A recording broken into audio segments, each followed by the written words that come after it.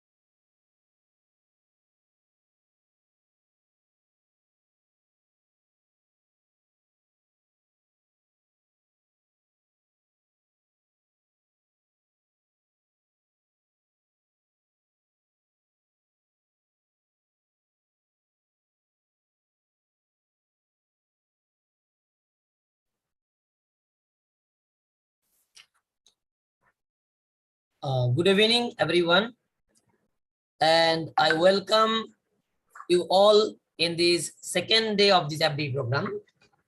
And I hope in the last day, Good evening, sir. yeah, good evening, good evening. I hope in last day, all of you enjoyed the last session. And that was really a very good session.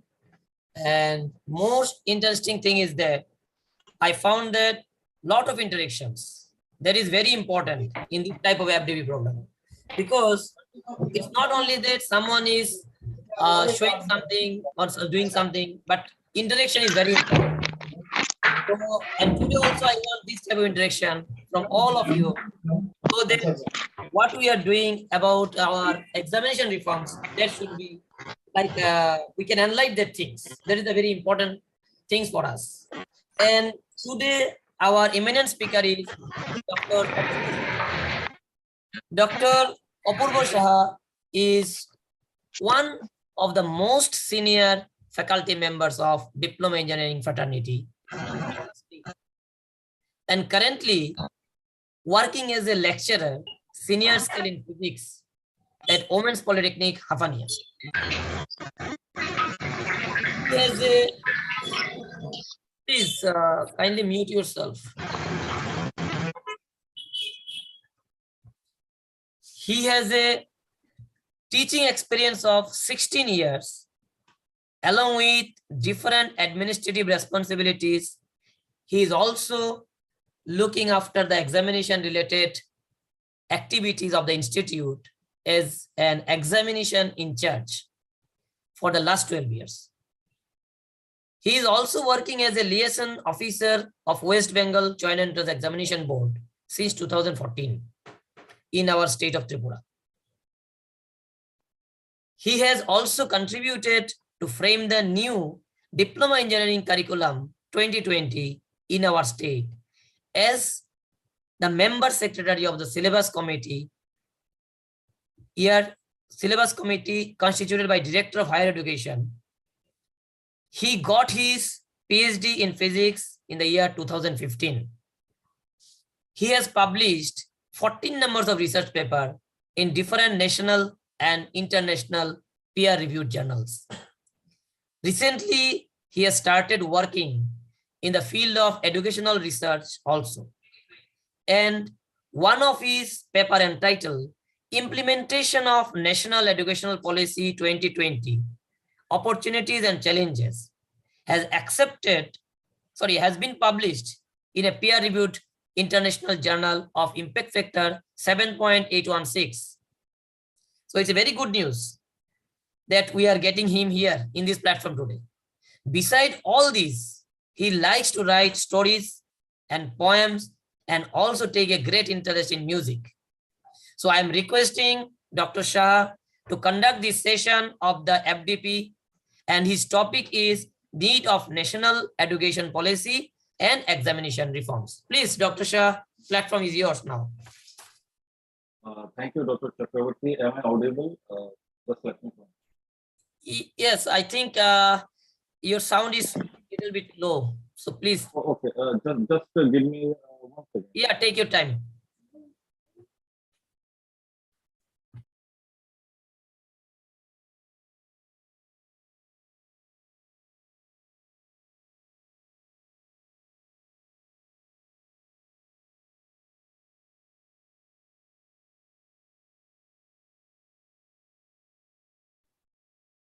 Am I audible right now?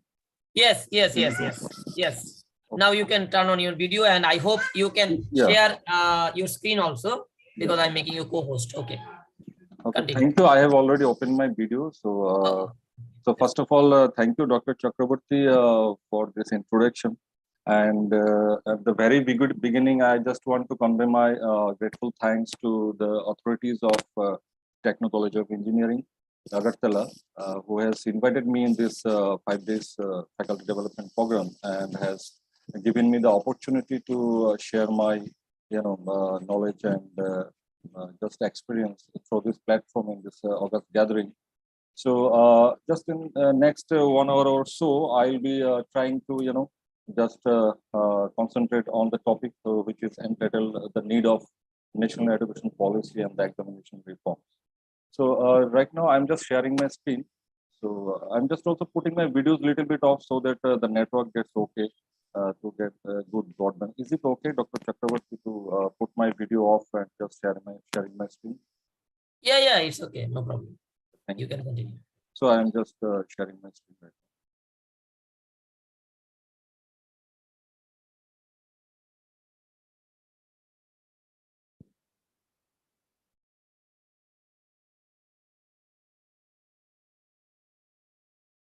Is it visible? Yes, it's visible. Okay. Perfect. Actually, I'm just a little bit new to this Zoom platform. Actually, I'm just just comfortable with Google platform. So, however, that's why I'm just taking some time. So don't mind. So just before I start, I am having a very humble request to all the participants to just please keep your microphones in the off mode, because at times it depletes the flow of the presentation and breaks the concentration too. I hope that you'll understand. So let me begin with my presentation. Let me I'm just taking some time.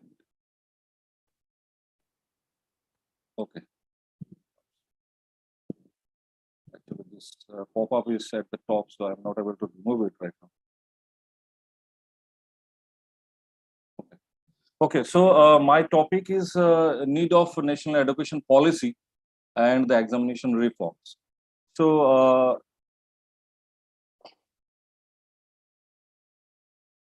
okay, so the outline of my presentation is been divided into 4 parts. Initially, I'll be just having few words by introducing the national education policy and the examination reforms. And then I would like to concentrate more on the need of these 2 policies, actually. So we need to know actually why they are into the picture right now and why we need to act on for implementation of these 2 successfully in our country. And then I'll be going through a few of the salient features of this national education policy and the examination reform. Mostly I'll be concentrating on the examination reforms, as this is in line with the concept of this FDP. And at last I'll be having few words on the implementation. So just at the very beginning, just let me give you a little bit information regarding NEP, which I think everybody here present here already know this, that this has been accepted in July 2020 in our country.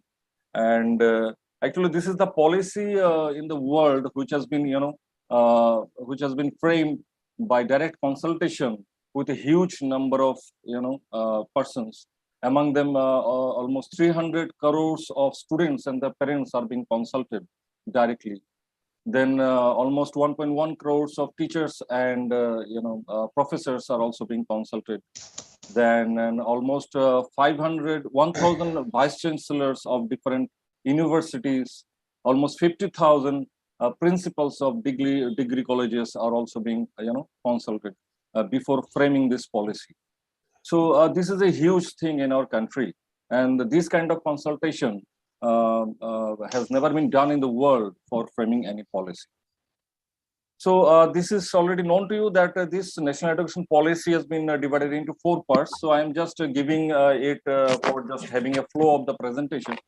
So this is then divided into school education, higher education, and other key areas of focus like education, adult education, promoting Indian languages, etc., online education. And making it happen, that is the implementation part that is discussed in that policy. Okay, so and just right now I'm going to the examination reforms. Now, examination reforms, has been brought into the picture by All India Council of Technical Education in November 2018. That is prior to the national education policy, and this has come due to some very important technical points, which I'll be discussing just a little later. And the national education policy, which is also talking about the examination reforms, these 2 things are in line. Actually, I mean, say the AICT reforms policy is in line with the NEP. So there is no conflict in between NEP and the examination reforms framed by AICT. And the examination reforms policy is also divided into three parts. And these parts are, part one is assessment strategy for outcome-based education. Then improving the quality and structure of assessment, which is very important. And the third one is assessing higher order abilities and professional skills. So these three things might be a little bit new for a few of you, or everyone may know this. So actually, in the later part of my presentation, I'll be focusing on these three things. Actually, this is a little bit new than NAP, though it came earlier than NAP, but still a very few faculty members do know this about this examination reform policies in detail. So I'll be discussing on this a little later. So before going to the mainstream of my presentation, so let us give a few moments and think that why after 34 years, sorry, someone is drawing it on, I don't know, sorry. So why this national education policy has come into picture by, replacing our national policy on education after 34 years? Or is it really necessary for us? Whether this change is necessary for us, that we have to think a little moment. And then also we have to see why this examination reform policy is the need of the hour. So first of all, we need to know the reasons very clearly. Then if you're, clear in our conscience that, okay, these are very important and these have to be implemented in our country, then only we will work positively in the path of implementation of these two, and truly we can implement it in near future. But if their concepts are not clear, then it will be very difficult for the implementation, because as a faculty member, we are the front warriors for implementation of these two policies. Now, if we go and search and talk about the reasons behind these two things, these two policies and the examination reforms, then there might be a lot of discussions and there might be a lot of reasons which will pop up. And a few people may also discuss of their own by just, imagining something. Someone may politicize these things also. But today I want to show you some technical points regarding these two, behind the reason, reason behind these two policies which came into picture. And after that, I think you will understand why these two things are inevitable in our country. So before going to these technical points, I'm just showing you a slide where there are some Bengali writings over there. So those who don't know Bengali or can't read Bengali, for them, I'm just translating a bit. You can see the picture of Acharya Prafulla Chandra Ray, who is a great chemist of our country. And he is also known as the father of chemical science in India. Okay. So once he wrote one thing, it's a very interesting line. And the translation goes like that I have, Prafulla Chandra Ray was writing that I have taught in the class a lot about the lunar eclipse, that this happens as the moon passes through the shadow of the earth and appears partially or fully dark. The students learnt it, wrote that in the exam, got good marks, and successfully passed also the exam. But when the real lunar eclipse occurred, then they went out in the roads with the drums and kartals and etc. As they believe the ancient myth that moon has been swallowed by Rahu. Okay, so they went out to the road with the drums and kartals to to fear Rahu, so that Rahu just release moon from his custody, so that moon can come out. So he was remarking that it's really surprising India. So that was the pain of a teacher actually, that whatever we teach in the class, students learn and they write in the exam and they got also marks, but do they really believe that? Do they really inculcate that concepts in their life?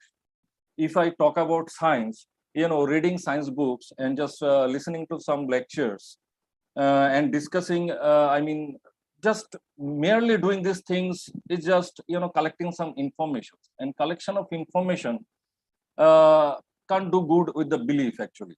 So if you want to invade the old myths and superstitions, then science should be taught experientially. So if someone experiences science, then they will believe that yes, lunar eclipse don't happen due to the Rahu. Now, right now, nowadays, nobody believes that actually, because due to advantage of technology, we right now have experienced that why a lunar eclipse happens. Just madam, please, can you switch off your microphone? Okay, so this is the concept, and this is the pain we as a faculty member today also feel. Okay, so this is not a new thing, this kind of pain actually. But the thing is that the magnitude of the pain has increased from the days of Acharya Prafulla Chandra Rai to our days. And, we need to do something here actually. Now, there might be some missing link between our approach, between the pedagogy of teaching and learning process and the actual practical field of work. There might be some missing link. And right now, let me show you some technical data that what's happening with the present system of education. This is the skill report of 2021, which shows that in India, out of the 100 graduates, pass out 100 graduates, 54 are unemployable. If you say it precisely, it's 54.10% are unemployable right now. So only employable graduates out of 100 are 45.90%. So this is the present scenario. Though it is the post-COVID situation right now, 2021, so someone might think that, okay, due to the COVID around for last 2 years, there might be some problems and etc. So let me show you something in the pre-COVID era. So this is the skill report of 2019, which shows the data of 2018, well before the COVID. And you see the data remains almost the same. The scenario is almost the same. The employability is only 45.60%. Okay. And if I add a little more to this pain, to this agony, let me show you this data that out of this 45.60% employable graduates, only 4.69% are skilled. Skilled graduates are only 4.69%. Now, if we calculate this with the 100 scale, so we are having only 2 graduates out of the 100 graduates right now. 2 skilled employable graduates out of the 100 postgraduates right now in India. So the change in the system is inevitable. This cannot let happen or let continue for years, because if you see this inverted triangle and if you put this number, so you see graduates are 100. So at the bottom, it is just contracting and we are getting only 2 skilled employable graduates out of this 100. So the system we are having, this is just giving us a contracted result, shrinking result. I mean, it is not expansion. It is not a sign of expansion. So if we take this data also, that according to the All India Survey of Higher Education, the last year, in the year 2021, the total number of graduates who have passed out is 3.66 crores around. So if we put this at the top of this inverted triangle, a very little drops of skilled employable graduates will be there at the bottom. And if we talk about the technical students, 1.5 million students every year pass out in engineering discipline. So you see, if we calculate, we'll be having a very little at the bottom who will, pull the train of our country, the development train of our country, the economic development of our country, and a large portion will be there to, drag this movement of economic development out of the track. So this is a very alarming situation at this present moment in our country. So a change was inevitable. Now, if we compare ourselves with the rest of the world, just see, I kept India at the top, but the data shows that we are lagging behind.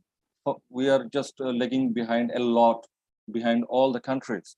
This is the comparison of skilled workforce in the world, where South Korea leads with 96%. That means out of 100, they are having 96 students, graduates who are skilled actually, and we are having only 2 out of the 100. So see the scenario. That means our market is not being controlled by the skilled workers of our country, but the skilled workers of some other countries, and in that way, the products of other countries are taking over our market. So this is really a very pathetic situation which we are having right now. This data shows these are real life, survey data. So why this is happening actually? This is due to the skill gap between the demand and the supply. There is a big gap. Now you see from 2017 to 2022, in this 5 or 6 years, there is a drastic change in the skill demand. Now, at this present moment, the highest demand of skill is in complex problem solving skills. That is 36%. This is the highest demand in the market, that a graduate who have passed out need to have the quality or the skill of complex problem solving. Then comes social skills. Then comes process skills. Process skills means that if a mechanical engineer is there, so he need to know, regarding the mechanical engineering concepts, the requirement is only 18%, but the highest, is in complex problem solving skills, and 27% is others. Okay. Sorry, just can you just mute your microphone? It is just disturbing a little. Okay, so this is the scenario. Now in 2015, say what was there? In 2015, there was a highest demand of skill in cognitive skills of 52%. And see the drastic change at this present moment. So that's why the unemployability rate has been increasing day by day. And if this has been led to be continued for a few years more, we will be under the huge load of unemployability. And this will destroy our economy, basically. So this change in the education system is inevitable. So then this comes, our national education policy. So you see, the literacy rate is very fascinating that we are having literacy rate of 77.70%, and in some of the states it's 100%. But we are facing unemployability, and this is because of the technical reason which I have shown you. This is the real life data, and that straightway fingers out the problem. Where is the actual problem? So we need to change the system. We need to change the system which will give us, the present system which is giving us a very little skilled employable graduates. Now we need a system which will give us more skilled employable graduates. Okay, so here comes national education policy with the vision to make India as a global knowledge superpower. But it's very easy to read the line, but the journey is not that easy. It's almost like we're in a battle actually. Okay, so this national education policy comes up with this 5I concept. 5I means this one. The first I, if I quote, is Indian. That means this policy is trying. Sorry, can you just please mute your microphone? Well, it's fine to attend any meeting, but just only for attendance, I think it's not good. Actually, please try to learn something or help us to help our country actually. Okay, so this 5I concept is first of all Indian. Indian means this policy is having a mission to connect the students with the roots, actually, our ancient roots. Actually, when the Britishers invaded our country and when they left us, they have, within this 200 years, they have just unrooted us. And as a result, when something is not connected with the root, they are very shaky, actually. So our systems are very shaky. The Britishers tried to make us only clerks. Okay. And ultimately, today also, we are actually good clerks, actually. You see, the engineers who are passing out, 1.5 million engineers passing out every year, then how much invention is going here? The most of the inventions are being done in the foreign countries, and here only the projects are coming, and our engineers are doing some copying and pasting the codes and doing some BPO works and etc. like this, like that of clerks. They are not inventing something. They are not innovating anything actually. So this colonial colonial smell is not yet out of our system, and this system is a hangover of this colonial system. We still now talk in terms of the Britishers. Now, if someone say how, So I'm just giving you just one example due to the precise of time, so timing, so I'm not able to continue with this one point. So I'm just giving you only one example. Just every one of you who are listening to me, just think which are the Middle East countries. just once again, just think which are the Middle East countries. Okay, right? So everyone has got which are the Middle East countries. Now think from our India, where is the Middle East? Does the Middle East countries which we are getting, sorry, getting into our mind, sorry, just does the countries which are coming into our mind from this term, Middle East countries, are they actually at the Middle East? No, they are the Middle West. The Middle East countries which you are referring to are the Middle East countries with respect to the Britain, not with respect to us. So that means our lips are still vibrating with the colonial concept. So this policy is trying to root us again with our ancient culture. Okay. Then comes the internationalization, and there comes the question of examination reformation policy. It is connected to this internationalization. Internationalization means our students should be capable to move in foreign countries to work, for study, to take better infrastructure facilities also. So for that there must be something we need to do. And what is that? This is the examination reforms. Why? Because I think every one of you have heard about Washington Accord. Washington Accord is an international accreditation treaty, and India has signed that. And among other 22 countries, India is one of the full signatory of this Washington Accord. And according to this accord, Indian students can move for higher education and for jobs into that other 22 countries. Okay. So from our country, National Bureau of Accreditation, NBA, signs this accord actually. So if till we remains as the full signatory of Washington Accord, our students can move out in different countries. But if we lose our this opportunity, then our students will not be able to move out. So in that situation, what will happen? There will be again problem of employability and etc. So for that, we need to keep our capability of full signatory of Washington Accord, and for that, we need to implement the outcome-based education framework in our country. This is mandatory, and that's why the examination reforms came into picture. Now, if in recent years we are not able to implement the outcome-based education framework, OBE framework, through the examination reformation policy, we will lose the ability or lose the chance of full signatory of Washington Accord. So there will be again another technical problem. So that's why the examination reformation policy comes into the picture. Okay, I will be discussing in later on. Then it's impactful. It should be impactful. That means it should impact the brains of the students. Okay. If no impact is done in the brain, they will not be able to do anything. If it doesn't raise the skill of if it don't raise the skill of the students, then what we'll be having? We might having some employable graduates, but they will not be skilled. So it will be some difficult situation. Once Gandhi said that he dreams of an India where every schools and colleges will produce artists. Artist means artist in engineering, artist in say science, artist in commerce, and artist in arts. What does it mean? Artist means, according to me, if someone works only with his hands, he is a labor. If someone puts his brain with his hands, then he becomes a skilled labor.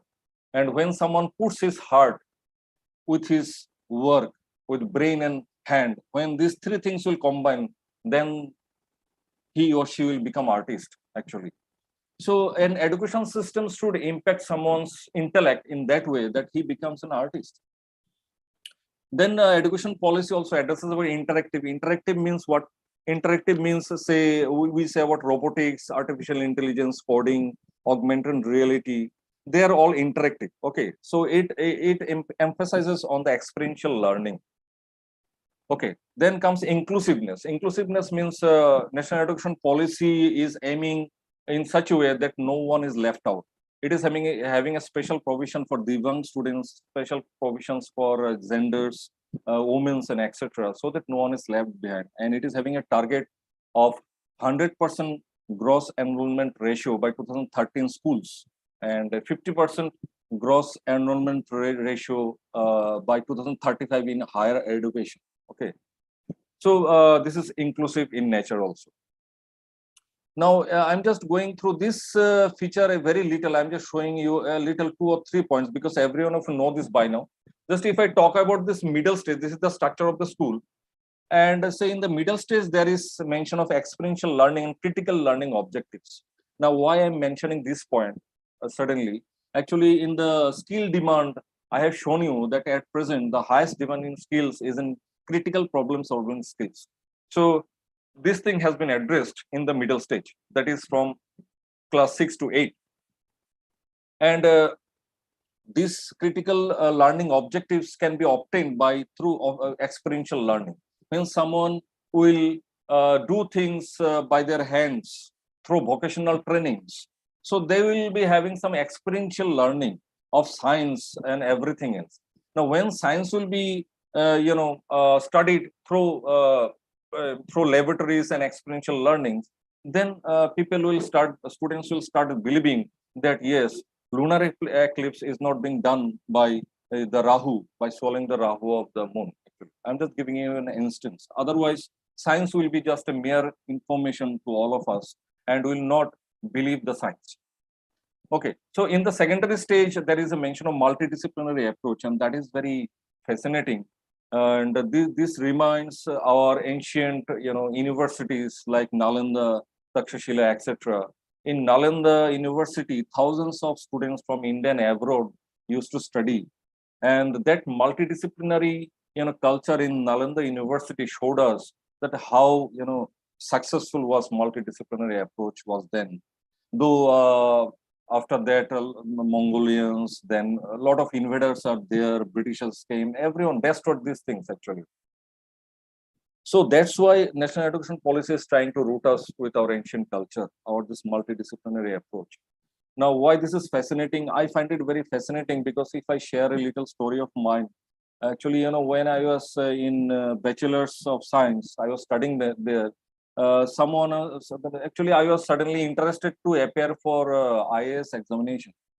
And I just eventually met two IAS successful, qualifiers who came to Tripura for their training. And I was just talking with them. And then they two were doctors actually. They resigned from their profession and they studied and they cracked the IAS examination. So they were suggesting me to take the subjects of say anthropology, sociology, etc. So I was telling them I am studying physics. So how come I select these topics which are not related to me? These are from Mars background. So they are telling that no, this will be easy for you. You can crack easily if you take these two subjects. But it would be very hard for you if you go with the physics. That was their concept. So then I was realizing that okay, if I would have an opportunity to study this sociology and this anthropology with my regular science subjects, then it would be very easy for me. So if nowadays with NEP, students will find they can target something. Say if someone targeting IAS in their career, they can choose subjects from the school life. That okay, I am interested in science, but I am targeting IAS, so I will be taking sociology as my one of my options. So that will create a lot of opportunities for the students. So that is one of the most wonderful things I am mentioning here. And if I just very quickly go with few of the features, salient features of NEP, this is one of the wonderful features that mother tongue to be instated as medium of instruction. And this is very important, because the scientific research says that the non-trivial concepts can be understood very easily and deeply through mother tongue, mother language actually.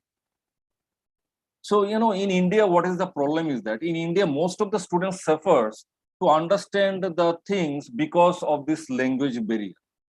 in our state of Tripura, I can see that most of the students are from Bengali, medium. I mean, say their mother tongue is Bengali. So most of the students face a lot of problems due to this change in, language. So most of their concentration and most of the time they are confused because they are confused with this language, and their concentration is, worsted to understand this English, but their concentration and their motivation is not there to understand the concept actually. They are trying to memorize the things and then just write in the exam to get marks on it. They are not getting interested in the concept, and the barrier is in this language. Initially, in the earlier age, when the neurons are very active and there are a lot of number of axons in the mind which connects the neurons, then I think it's the mother tongue which can, break through this problem. Initially, if the concept is clear in the mind, the language can be learned in few months. Actually, we can see in a few universities, a foreign language has been taught in graduation level, and that is within 6 months or 1 year.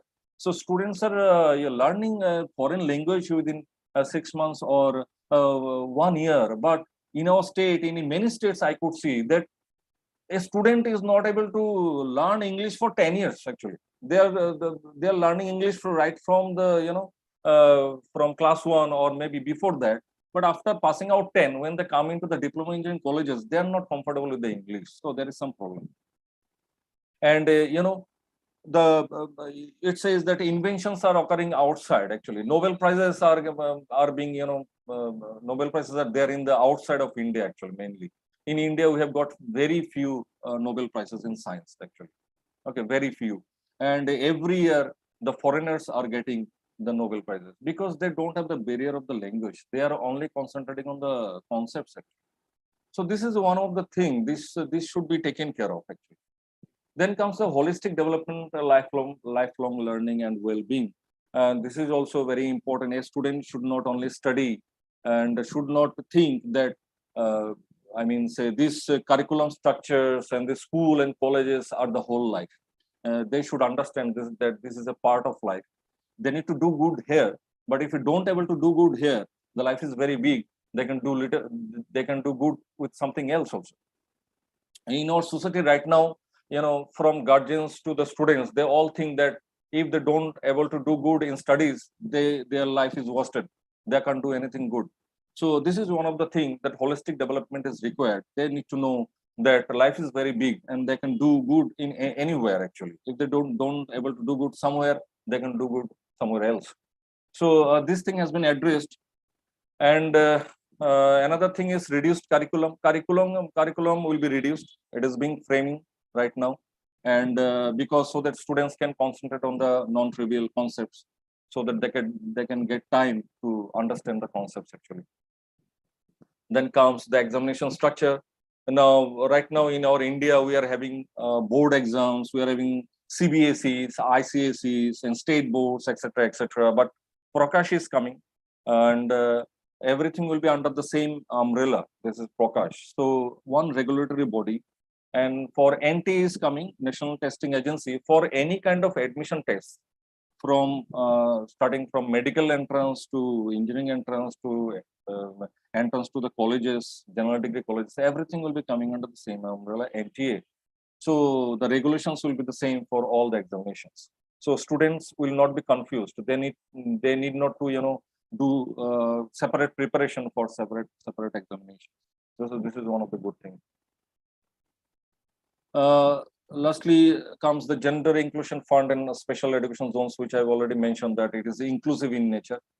And then regulated education fees. All of the schools and educational institutions need to declare themselves, profit free. I mean, say they can't earn profit from the fees. So this is good. And this comes very important: multi-entry and multi-exit points, academic bank of credits. So that means a student, if someone drops out, then also his credits will be there in the academic bank. So if they rejoins again in their academic activities, these credits will be there. Then after that, they can be added to this credit. Till now, if someone fails class 10 examination, they are recognized as class 8 pass. Nobody says that they are 9 pass. If someone fails class 12 examination, we recognize them as Madhyamik pass, that is class 10 pass. Nobody says that they are 11 pass, and in nowhere in officially they are not recognized as 11 pass, and they are not getting jobs for passing 11. In colleges, the scenario is very worst. Actually, if some student, drops out at the 4th year of a college, say in a degree college, say in the 4th year, someone has dropped out due to some problem. So he'll be recognized as only 12 pass. He can apply jobs where 12 pass is mandatory, So the 3 years of the college where he have studied and gathered some skills and knowledges, that has never been recognized. So that will be recognized through this policies. So that is very wonderful. And lastly, which I'm talking about is the attitude building, which this policy is saying. That is very important because attitude fixes the direction of, anything. If a student, if a graduate is passing out from a system, can move towards good or bad, it depends on their attitude actually. Say few students passed out computer engineering degree. So few students may make some, softwares which will help people, say railway reservation, some health related apps and etc. But some students may build some computer virus. So that will depend on the attitude. Now, how attitude building will be done, that will be, I will discuss it a little bit in the next part. And mostly right now, you see, due to this, say lack of attitude building in the present system, there is a lot of problem. A lot of problem means there is a severe problem due to this attitude, because everyone thinks that if they don't able to do good in their academics, they are nothing in their life. So what is happening? I'm just showing you just a paper clipping. This is a very famous newspaper in Kolkata. So this says that ISC Bangalore is removing ceiling fans from hostel to curb suicide. ISC Bangalore, one of the topmost institutions in our country, and it is a dream of a lot of students and parents to send their child to this institution for higher studies. But dreams are becoming nightmares. They are not able to cope up with the pressures and etc. situations. If they do a little bad, say if they perform poorly in one of the semesters, they're doing suicides and etc. This is because their attitudes are not built up properly. So this national education policy is taking care of this fact. So that is very amazing. So this is one part of my presentation. So in the second half of my presentation, I am just concentrating on this examination reform policy. Now, why this examination reform policy has come into picture, that I have already described with you, that we need to keep our ability of full signatory in the Washington Accord, so that our students can move out if they want to, if they have the capability to move out and do good something else somewhere else. So we need to keep this signatory eligibility in the Washington Accord. Now, if I want to just explain this examination reform policy, what is this? I need to start with some background studies, how this has been framed, how this policy has been framed. Just try to understand the background. So in order that, I am just starting with the student learning process. This is very important. Now, the student learning process in any institution depends on their, educational experience in that institution. Now, if some student is in diploma engineering college, they will be there for 3 years. If they're in degree engineering college, they will be there for 4 years. So the educational experience they gather within these 3 years or 4 years is their learning actually. Now, a student learning depends on 3 aspects. One is the curriculum. Another one is the pedagogy, and the last one is the assessment. Now, these 3 things are the main thing, which defines the student learning. Now, curriculum is a very dynamic thing, because we change the curriculums time to time due to the requirement of the industries and etc. Though if I refer to our state of Tripura, it's very unfortunate to say that in the 2020 we have changed our curriculum. We are having a new curriculum. And it was being done after 11 years, actually, after 2009. And there was a lot of, official gaps and communication gaps were there. We are trying. I was part of that mission actually. I continuously tried to bring this change actually, and somehow we were not able to just officially communicate well. However, in the 2020, this curriculum of our state has been changed, and this is in line with this examination reform policy. I will just show you little glimpses of that also. So that is one thing. This curriculum, this is very dynamic. Now comes to the second part. This is the pedagogy. Now pedagogy means the techniques of teaching learning process. Now time to time there were suggestion for new techniques in teaching learning processes. A lot of innovations were there. There are a lot of trainings and etc. During this COVID, there was online teaching. So to improve the online teaching, there were a lot of online programs. FDPs also were there. But the thing is that this pedagogical changes were being communicated or were not being able to communicate it to the most of the faculty members, and most of the faculty members are also very rigid to change their method of teaching and learning. So as a result, there is a very small change in the pedagogy. So this is one of the things, because we also see that in faculty development programs, a lot of faculty member joins, but they, after muting their microphones and videos, they don't attend the program and they don't try to learn. So that is the thing which happens with the students also, and we complain about this thing for students, but we also do these things, and that is the main reason for small change in the pedagogy. Now comes assessment, and this actually this is the indicator of successful this is the indicator of, or this is the assessment which indicates the successfulness of curriculum and pedagogy. Now, if we think about the question papers of our days and right now, say in the days of 80s, there is the pattern of the question paper in the 80s and the pattern of the question paper of nowadays are almost same. There is almost hardly any change in the assessment. The question papers. So this is one of the very ridiculous things, and this is need to change actually. Now these two lines will give us the idea about why we need to change the question papers actually. The Ramsden said in 1992 that assessment drives what students pay attention to and defines the actual curriculum. Okay.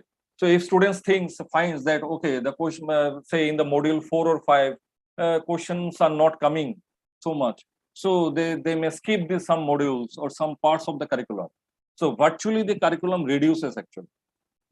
Okay, so whatever comes, the second line suggests what? That curriculum instructs teachers what to teach, exam instructs students what to learn. This is Donald Melnick says that. Very beautiful lines, and this these two lines, I think we understand this concept and they have expressed it. And this is the thing is that students learn only those things which will be coming in the exam. Say if there is a concept during our days also, there is a concept that the question papers which has already come in the last year, they will not be coming. So most of the students, maybe 100%, maybe all, used to skip those questions from the last year. So that actually virtually reduced the curriculum. So a curriculum is designed not to get the marks in the exams only, but for the learning of the students. But unfortunately, everyone is concentrating or paying attention on getting marks, on earning the marks only, not learning. So that is one of the sad part. So if we talk about the quality of education in any institution, which will lead to our assessment right now. So in between, I want to talk about this quality of education. In earlier days, it was thought that the quality of education in any institution depends only on the input to the system. Input to the system means the resources in the system. That means the faculty members. That's why the faculty student ratio came into the picture. The quality of the faculty members, the qualifications of the faculty members, that comes in the resource portion. Infrastructure, good infrastructure in laboratories, classrooms, and etc. Then finance. So in earlier days, it was thought that if the input is good, then quality of the education is good. But later on, it was understood that this is not sufficient. Something is wrong there. Okay, so if with a whole lot of qualified faculty members, with having correct ratio of faculty student ratio, then with good infrastructure of labs and etc., good fundings and etc. If faculty members don't able to teach the things in a proper way, then these things will not work. Then comes the question of what happens within the system. That means how the teaching learning process is being processed. The process used to organize, control, and deliver education. That thing came into the picture. Then comes the question of certification and accreditation. Earlier days, technical organization need to have the ISO certification to show that the process within their system to organize the education or deliver or control the education is good. And nowadays, the accreditation came into the picture, the NBA, National Bureau of Accreditation, who are the signatory of the Washington Accord on behalf of India. So if some technical organization is NBA accredited, then we can say that the process they're adopting is good. And in our state of Tripura or maybe all over India, as it has already been declared that within few years, all of the technical institutions must have this NBA accreditation. In our Tripura also, the battle is going on for achieving this NBA accreditation. Now, still, with these two portions also, the result is not good. Why the result is not good? You have seen in my initial one or two slides that the unemployability rate is very high. At present, we are having 54.10% unemployability actually. So these two things are not doing good actually. We are not getting the output good. So there comes at present moment this thing, the output of the system. Now this is the main thing or the need of the hour to think about this output of the system. Now everyone, all the regulatory bodies are now pressing on this. That is the final product of the results of education of any academic institution. And there comes the OBE framework, that is the output-based education framework.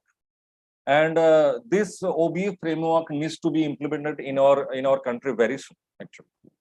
So how this OBE framework can be achieved actually?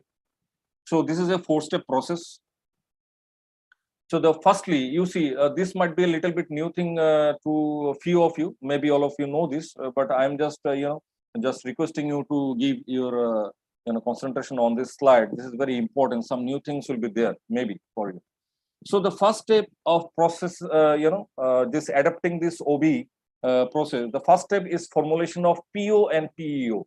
PO means program outcome, and PEO means program educational objectives. Now, what are these? Program outcome means, say, if it is a diploma engineering institution, so they are running diploma engineering program. So they must have some outcomes. I mean, their mission should be something that this would be the outcome of this diploma engineering program. These are known as program outcome. Okay. So for this, we need not to work for anything. Actually, the National Bureau of Accreditation has already been defined 7 program outcomes for diploma engineering program. That means for all the diploma engineering institutes, these 7 are the final goal actually. That is, number 1 is basic and discipline specific knowledge. Number 2 is problem analysis. Number 3 is design, development of solutions. Number 4 is engineering tools, experimentation and testing. Number 5 is engineering practices for society, sustainability and environment. Number 6 is project management. Number 7 is lifelong learning. There comes the lifelong learning again. And that's why, NEP is in line with this examination reforms. There is OBE, outcome-based education framework. So these are the 7 program outcomes for diploma engineering programs, and there are 12 program outcomes for degree engineering program. So you can find it in the NBA documents in the websites. It is readily available. You can go through this and you can read out this. What are this program outcome means? Now, then comes the program educational objectives. Now, program educational objectives are the objectives of a particular department of any institution. Say, particular institution have 3 branches: civil engineering, electrical engineering, electronics and telecommunication engineering. Now, each of the branches should have some objectives, because civil engineering objectives must be a little bit different from the electrical engineering objectives. I'm just showing you an example of the objectives, program educational objectives of an private institution and of electrical engineering department. They have designed their own 4 program educational objectives of electrical engineering department. Obviously, if you read them out, I'm just reading one point, PEO1, that is program educational objective 1. It is saying that to produce electrical engineering graduates having strong foundation in mathematics, science, basic engineering and management, in order to develop seamless knowledge for providing solution to any industrial problem. Okay, so the statement may match with civil engineering, mechanical engineering may match, but few of the lines written below would not match with other departments because their curriculum structure is different. But these program educational objectives must target the POs, that is the program outcomes.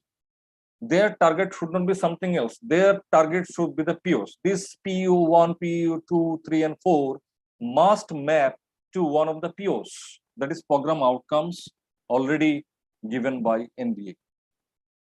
Okay, so for every institution, you need to draft or you need to specify the program educational objectives of your department separately. This may be 3, 4, or you may define it 5 also. So these are the first step of formulation of PO and POs. And those who are trying to go for NBA, they have to first of all do these things actually. To first of all, they have to adopt this OB to get NBA. And for also adopting the examination reforms, this is the first step. Now the second step is the mapping of outcome through curriculum. Mapping of outcome means that the courses which will be taught to the students, courses means, say for a branch electrical engineering, and there will be a lot of subjects in 3rd semester, a lot of subjects in different subjects in the 4th semester, 5th and 6th semester, separate subjects, I mean courses will be there. In the 1st semester, they will be having science and humanities subjects. Someone is drawing in my screen actually. So if you can play with your computer, that would be good actually. This is not the place to play with actually. Okay. So if you are in a mood to play, you can play with. Okay, no problem. So please don't disturb. So I mean, mapping means so what I'm telling actually, these things actually destructs actually the concentration. However, in mapping, what we have to do, say in the 1st semester, there are some engineering and humanities subjects, in 2nd semester also. Then from 3rd semester, there will be core engineering subjects. All right. So for every courses, we need to write out some course outcomes. Okay. I'm just showing you an example of Tripura University curriculum, which we have developed in 2020, and it is at par this OBE framework. Here you see for applied physics 1, that is in the 1st semester, this is the subject applied physics 1. And we have written 5 course outcomes. And these are the outcomes. That means after completion of this course, student will be able to do this, and this. These are the course outcomes of applied physics 1. So for all the courses, for chemistry, for mathematics, there are some course outcomes. So these course outcomes should not be something else out of the world. I mean to say that you need to say that course outcome 1, which I have written over there, that identify different systems of units and compare physical quantities with accuracy. What is there in bracket K4, I will be telling you later on. Now this identifying these things, I mean a student will be able to do this, but this shouldn't be something different from achieving this PO, program outcome. So I have to map this CO1 with one of the POs, I mean program outcomes. I have to map CO2, that is course outcome 2, with one of the program outcomes. That means our final target is to achieve the 7 numbers of program outcomes which has been given.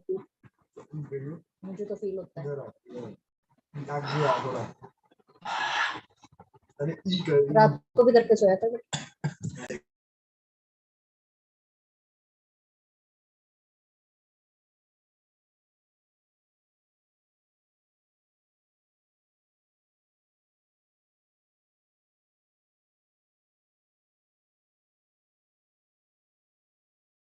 Excuse me sir, थोड़ी आवाज नहीं आ रही।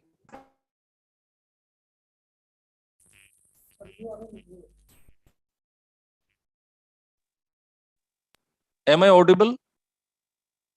Yes, sir. Yes sir. Okay. So, was there any disturbance actually from where I was actually? Can you just someone tell me from what I should start actually again? I think somehow I was being muted. Course outcome. Okay. Course outcome. Okay, fine. So I am here actually. So this course outcomes should map to these POs actually. For diploma engineering institution, we should map these COs to with this 7 number of POs. And for degree engineering institutions, these COs should map these 12 number of POs defined by NBA. Okay. Some technical problem is there. Okay.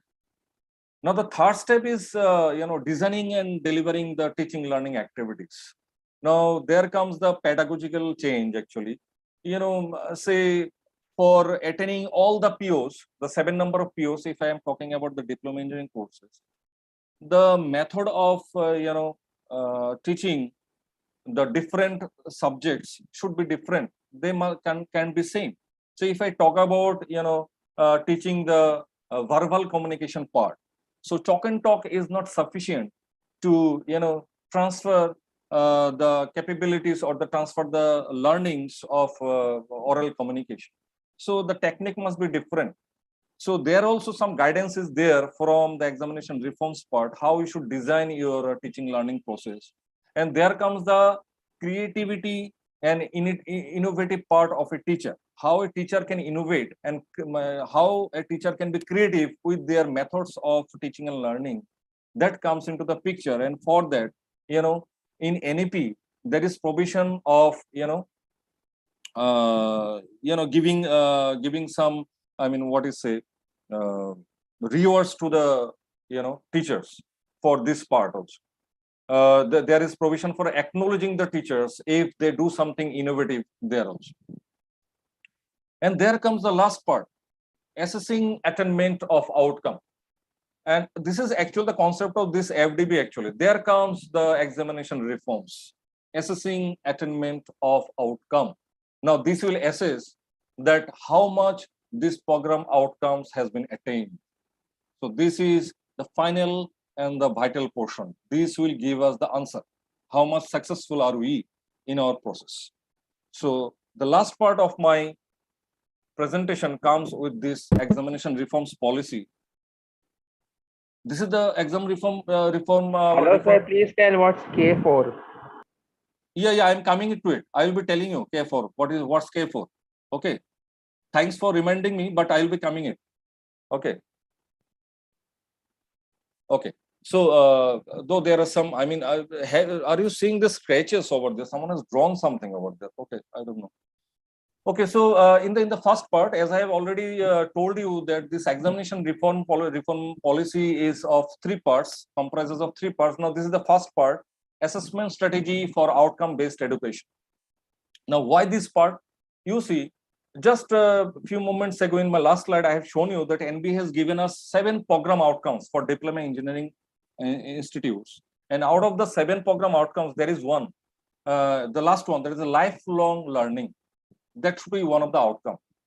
Now, there is a confusion among the faculty members that how we will be able to understand that which course outcome will lead to this program outcome, that students have gathered this knowledge of lifelong learning, and how whether they have attained this program outcome or not. There is a severe confusion among the faculty members. And that is why to widely resolve this program outcomes, this first part of exam reformation policy came into picture. Some problem is there. Just admin, can you look into it? Someone is talking actually. So this is very important right now actually to understand this. Yeah, one second. I am looking. 1 second. From this slide, don't know, this is very vital actually, though other speakers might explore more, but I'll be giving the actual overall view of this examination reform policy right now. Now, what's happening here? They have resolved every program outcome into 2 parts. That means the 7 program outcome for diploma engineering has been divided into 14 parts. So each of the program outcomes, say if I take this lifelong learning program outcome, this is divided into two parts. One is the competencies and the other is the performance indicator.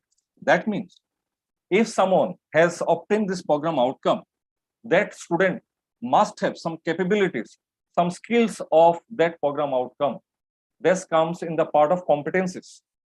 And to achieve these competencies, they must have the ability to perform something. So that is the performance indicator from which we can understand, okay, that student has obtained this program outcome.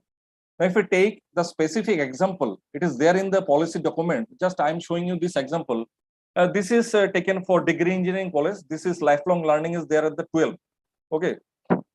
As I mentioned, for diploma engineering, this is at point number 7, the last one. And for degree engineering, there are 12 program outcomes. So this is at the last point. This is number 12, lifelong learning.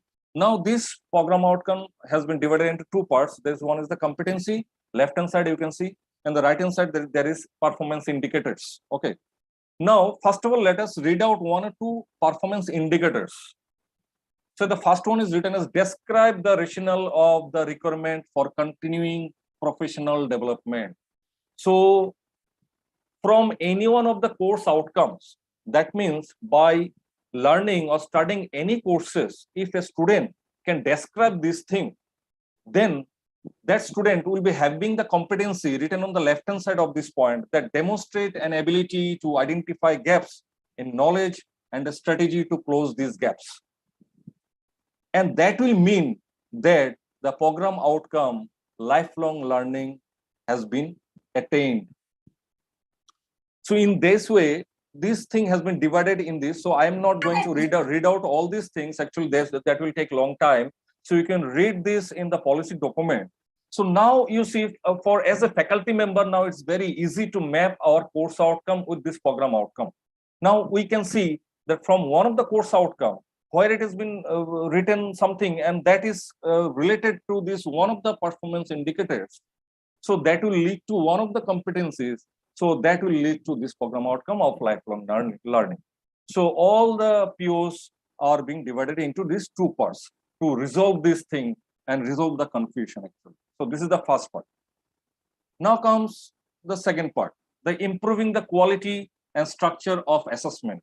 That means designing question papers. So that is very important. If you want to, I don't know from where these drawings are coming in. I don't know. Admin, can you help me out something actually? Do you see this, drawings actually? I don't know from where it is coming actually. Yeah, they appear to us. Oh, I don't know from where someone might be drawing it actually. Maybe the computers are open to their child's or someone else. Okay, Please, no one, please omit it.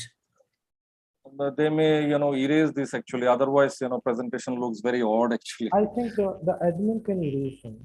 Okay, admin, you can. Wait, I'm doing. Okay, you try. Also, Yeah. Also, admin can please control this, that writing and all. Settings are there. In that setting, you can go and control that only the host can write anything or something like that, so that the people will not write anything. Thank you.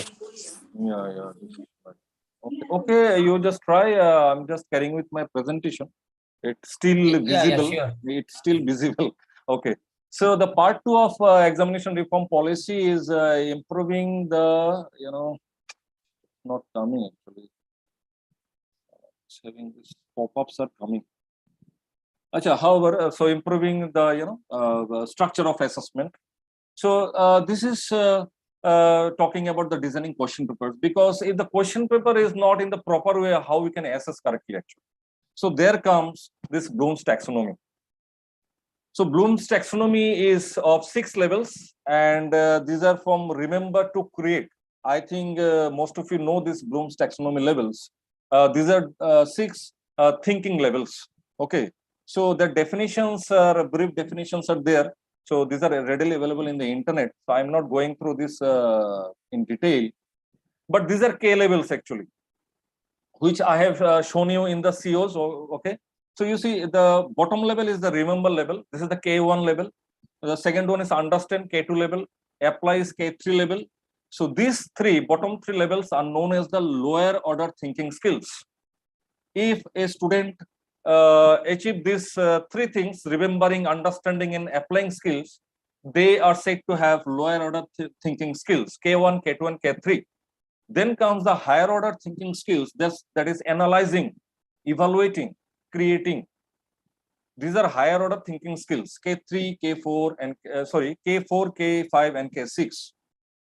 Okay, so why K1, K3, K4 was there in the COs? COs means, say against any CO, K3 is written. That means K3 means which one? This is applying part. So there you will find the action verb apply. After the course, the student will be apply this. That means the student will be having the skill of applying. That is the lower order thinking skills. Have you got from where this K is? So okay, in the question answer session you can again ask. I can again go through this. Okay, so this is the thing: remembering, understanding, applying, K1, K2, K3, lower order thinking skills.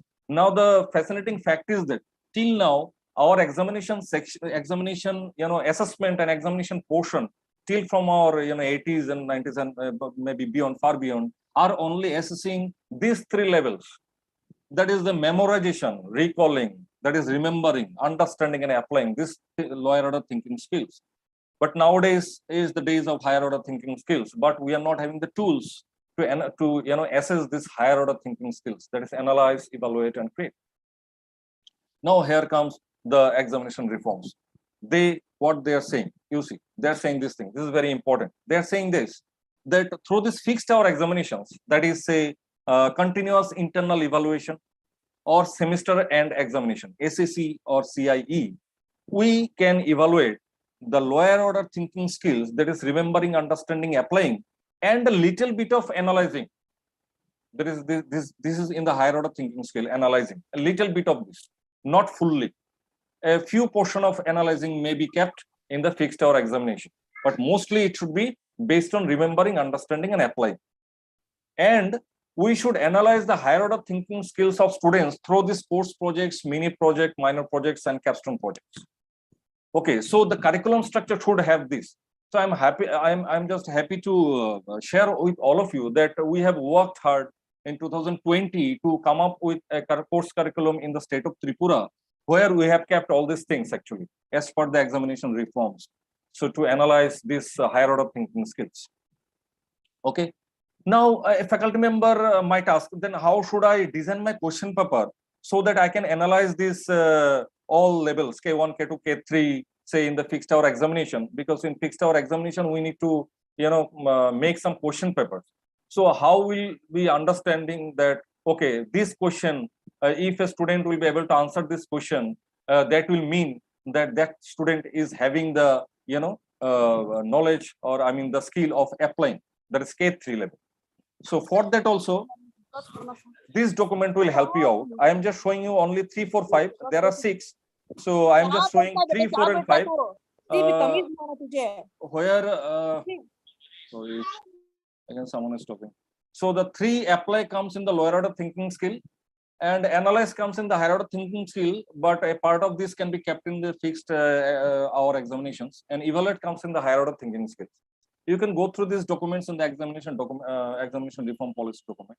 Now you see, if you start with applying, number 3, just on the extreme right side, you see there are some action verbs: calculate, predict, apply, solve, illustrate, like this. So if you put a question that apply Ohm's law to calculate the current in this circuit, so you have just designed this question.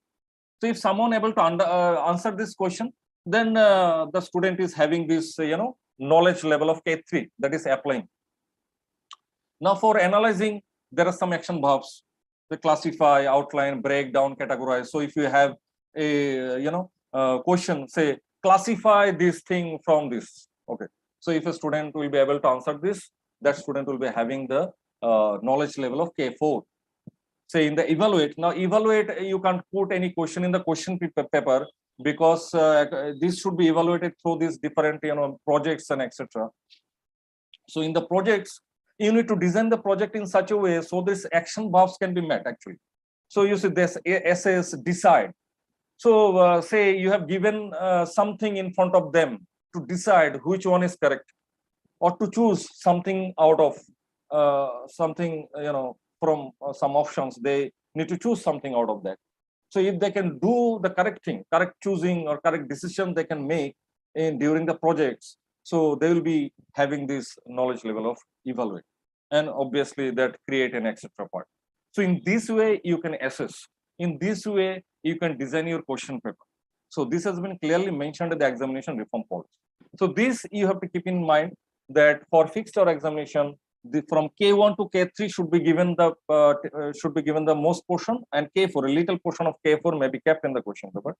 But K4, K5, and K6 should be evaluated through course projects and other projects. Okay. Then comes the last part, that is assessing higher order abilities and professional skills. This is the last part of examination reform policy. And this comprises of 3 parts again. So this is the first part of this part. Actually, there are a lot of parts. So this is the innovative educational experiences to teach and assess. Now, what does it mean?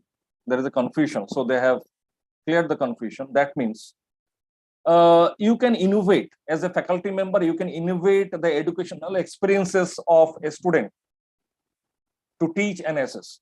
Actually, educational experiences, which I have mentioned in the first part of this educational reform policy, that within this 3 years or 4 years in any institution, the total educational experiences of a student will decide the quality of their education. So this thing we can do through course projects, open-ended experiments in laboratories. Open-ended means that suddenly you can you see in the laboratories we have some experimental list. So if a student completes an experiment, you can give some additional problem that now you try to do this in that way, or can you do this a little different? So this is the open-ended experiment. So through this you can innovate something out to have a different educational experience, or to impart a different and special educational experiences to the students. You can build your own MOOCs courses. MOOCs, there is a SWAM portal where MOOCs courses are available free of cost. So anyone, any faculty member and students can, take courses from there. I just, I was just listening to last day's lecture, and I heard that some of the faculty member has asked a question that UGC has, kept the provision of carrying out 2 courses together, one offline and one online. So will there be any burden to the examination section? So I'm just adding to a little bit here, actually, actually whatever knowledge I have actually. So actually, what will happen, a student doing some regular classes offline courses in any education, he can do online courses through MOOCs courses or SWAM in the SWAM portal online at his own convenient time. So what will happen after the completion of that online courses? He will be evaluated online through online in the SWAM portal only, or wherever you will take. That platform will assess that student and will give him a credit, and he will then can submit this credit to his institution, and that will be submitted to his academic bank of credit. And what may happen also, I am just contemplating, which I have suggested in my paper also. You see, the online portals which assesses the students, they may also enter their credits online, so that colleges can see that there is a credit already deposited to his bank, in the credit bank already. So there is no extra burden on the examination section of an institution, or otherwise they need to just enter his online credit in the through online. That would be the extra burden. Maybe next. So there are some list. I think by now you have already read out all these things. So these are the innovative, some innovative education experiences to teach and assess actually. And then comes the using scoring rubrics as assessment tools. Now, this is very important. Those who are in an institution, who are already under NBA, or willing to get NBA. Actually, there is no willing. Actually, you have to get NBA. Technical institution must have an NBA within few years. So this will come into picture actually. How to keep records of assessment of any student. Now, this is the rubric which has been suggested by the exam reform policy document. So what is this? I'm just trying to just explain this to you. This might look a little odd and hazy. You see at the top, if you see my cursor, there is a name of the subject oblique course. So say I have written, applied physics 1. This is the name of the course. Now, these are some scales: unsatisfactory 1, developing 2, satisfactory 3, and exemplary 4. You can keep it as a excellent also. You can keep of your own. And then comes performance criteria on the left hand side, the dimensions. So in the first part, performance criteria, I have kept, say, attendance. So in the attendance part, a student in applied physics class may get, say, satisfactory or say excellent or exemplary, maybe developing or say like this. You have to design your course actually. Then you can write, say, project. Then you can write, you see, CI, that is continuous internal evaluation. There you will be getting some marks in the question in the scripts. So from that marks, you can put his, scales here, whether it is satisfactory or excellent or developing or something else.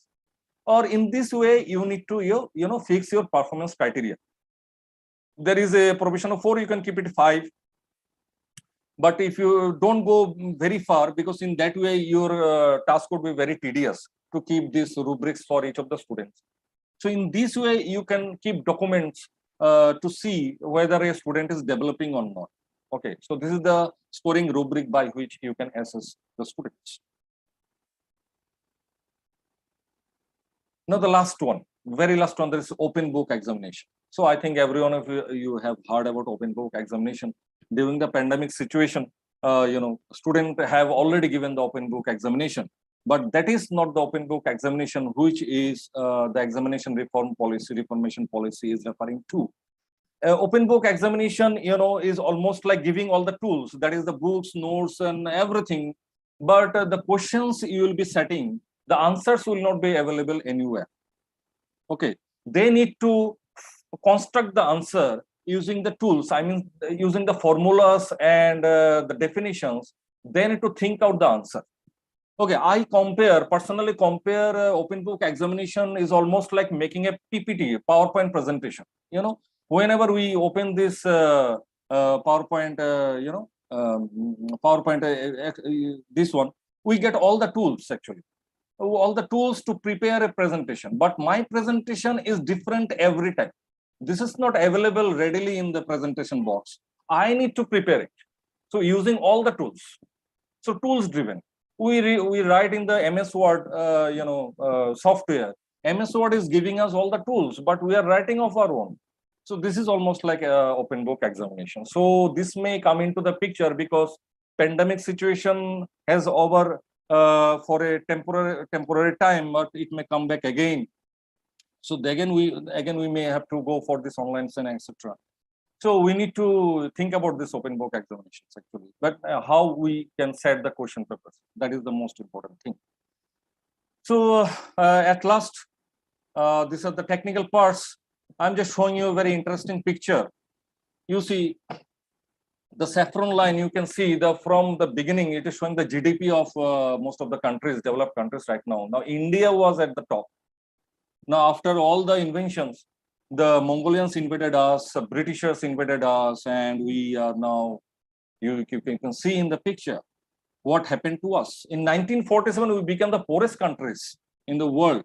And you see, the 24% of world GDP was there in India, during the Mughal period, 1750. Now, after Britishers went away, it's became 4%. Now, the third point is very important technically. In 1700 AD, manufacturing products was about 25% of the world production. That means we are having the skilled laborers in our country. Now, which became 2% in 1900 AD. That means we are not having that much of skilled laborers. That means graduates are not becoming skilled, which I have shown you in my graphs. In the skill studies, it is already being shown. So what will happen actually? The market will be occupied by the foreign products. The jobs will be occupied by the skilled workers of outside of our country. and our economy will be at huge pressure in future. And when we'll retire from our jobs, there we will find a tremendous amount of pressure in our pocket. So to change that economy, we are the front warriors, because education is the thing which can change the economy.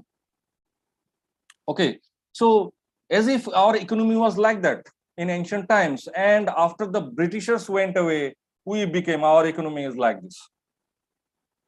Now we, as a teacher, are not standing at the borders of our country with the gun at our hand to protect our country, but we are standing in the classroom with the chalk in our hand, actually, and with the brain.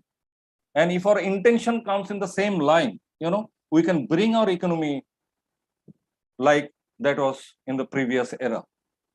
So we need to, work in this line for our country, not only for our country, for our own interest, actually. Otherwise, we, along with others, we also need to suffer, because whenever we suffer, we give blames to others. But it is our responsibility as a teacher to build this nation. So we need to work hard, actually.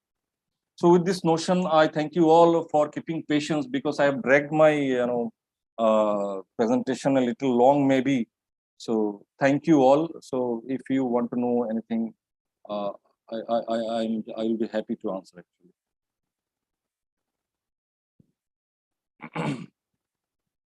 Dr. Chakraborty, you can take over, actually. Hello.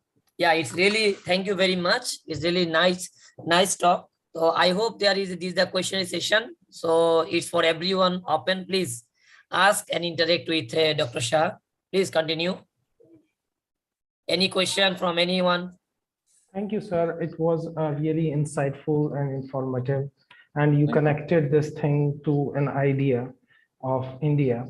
So that's really great.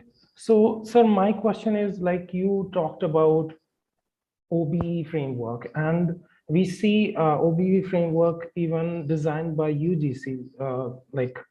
Like if I talk about mathematics, I saw a document in which they have defined outcomes for a program, for a course.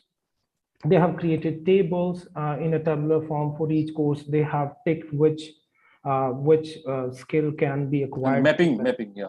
Yeah, mapping. So, sir, my question is, like, while formulating a program objective or POs, so what is the rationale? I don't see that rationale in that document.